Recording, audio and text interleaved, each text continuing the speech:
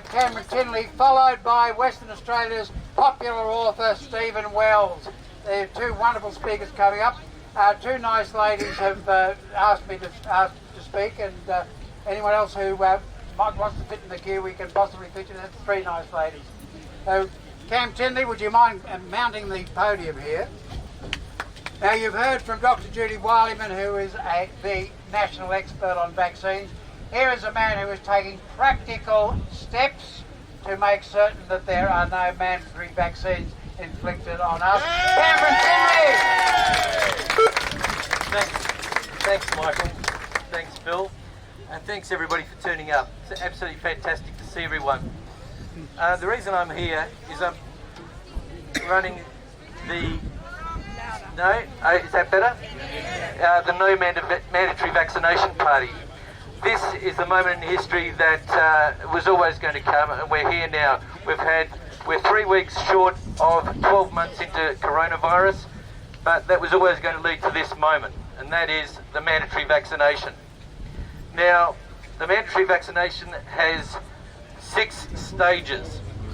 The first stage is the Elvis stage. In 1956, Elvis Presley went on the Ed Sullivan Show with tens of millions of people watching. He didn't go onto the stage with his band, he came on with doctors and nurses and got the polio vaccination on stage in front of the nation. The reason he did that was to show people that it was safe, he was prepared to do it, so you should be prepared to do it. A complete con. The second stage is going to be the do the right thing stage. That's where the government asks you just to be a good Australian and to get this vaccination. The third stage, you'll be able to get back to the things you normally do, go to church, go to football, go to theatres, go to restaurants, just like the good old days if you just get the vaccination. That's the third stage. The fourth stage, you're fighting for your survival. You won't be able to get a job, you won't be able to hold your job unless you get this vaccination. You won't be able to get benefits unless you get the vaccination. Now it's getting more serious. Then it's the physical survival stage, where you can't get food and medical treatment unless you get the vaccination. Then the final stage is what I'm calling the Section 158 stage. That is when there's only a remnant of people that aren't going to get this vaccination. The police will turn up at your door, they will smash down your door, they will ask you to remove all of your clothing, they will hold you down and inject you and give you a $20,000 fine if you protest about that, and make sure you get the vaccination. People will think that that is an exaggeration, but that is the law. Anybody can read that. It's not hard to Google Section 158 or to Google the Public Health Act, and you can see exactly what's in store if we don't do anything. But the point is we can do something. We're in a democratic system and we can do things. And it's difficult if you're not a major party. If you're a major party, you can buy publicity, you can advertise with money, and you can get free publicity from the media. But if you're a minor party pushing against vaccinations, you can't do either. I tried to pay Facebook $3,000 yesterday to run ads about my party. They knocked it back. They said, no, we don't want your money, you are not advertising. Any other party can do that, we couldn't do that. Any press we get is going to be negative.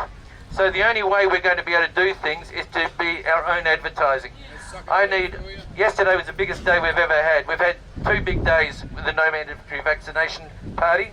The biggest day, well before yesterday, was at the Collingwood Eagles game when we got 100 members because we could advertise and people heard the message.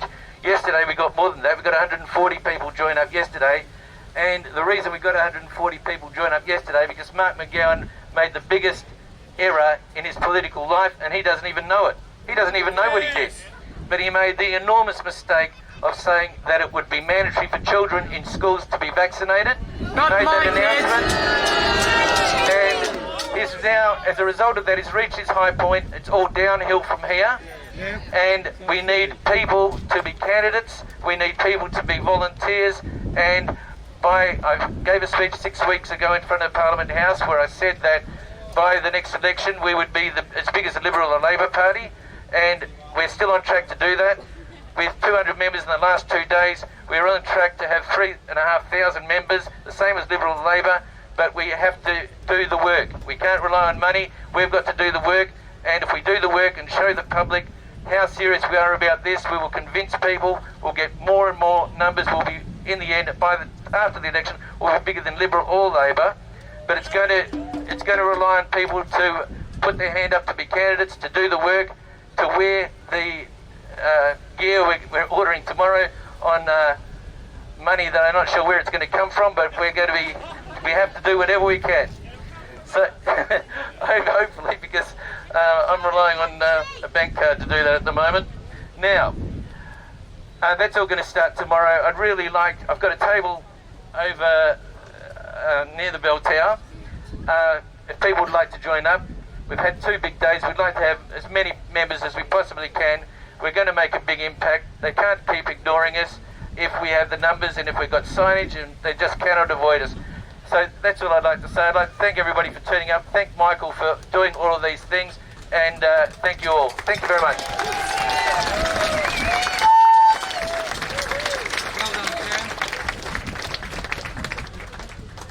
Cam Tinley.